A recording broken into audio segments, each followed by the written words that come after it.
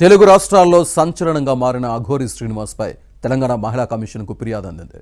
హైదరాబాద్ రాణిగంజ్ బుద్ధభవన్లో ఉన్న మహిళా కమిషన్ కార్యాలయానికి వెళ్లిన కరీంనగర్కు చెందిన రాధిక అనే మహిళ ఫిర్యాదు చేసింది. అఘోరి శ్రీనివాస్ తనను పెళ్లి పేరుతో వాడుకొని వదిలేశాడంటూ కమిషన్ ఎదుట బాధితురాలు వాపోయింది.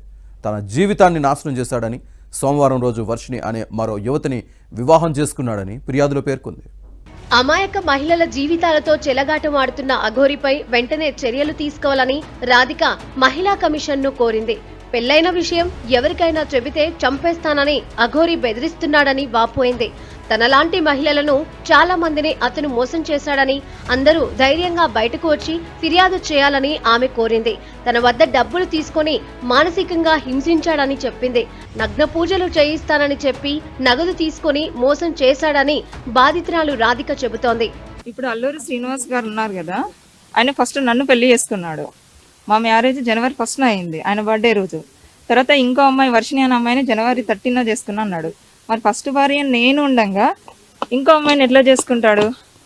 ఇట్లా ఎంతమంది ఆడపిల్లల జీవితాలతో తను ఆడుకుంటాడు. అందుకే నేను ఇది ఆగాలని నేను ముందుకు వచ్చాను. నాకు వర్షిని అమ్మాయితో తిరుగుతున్నాడన్న సంగతి జస్ట్ నాకు 15-20 డేస్ బ్యాగే తెలుసు. తర్వాత ఆమెను పట్టుకొని తిరగడము అదంతా నేను అడిగాను.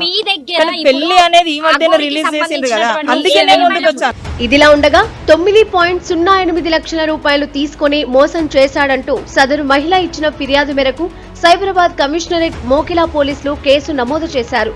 308, 301, 351, 352 BNS సెక్షన్ల కింద కేసు పెట్టారు. అఘోరి వ్యవహారంపై దృష్టి పెట్టామని, త్వరలోనే నోటీసులు ఇచ్చి పిలుస్తామని మోకిలా పోలీసులు చెబుతున్నారు. మరోవైపు వర్షిణి తల్లిదండ్రులు, అన్నలు మహిళా కమిషన్ కు ఫిర్యాదు చేశారు.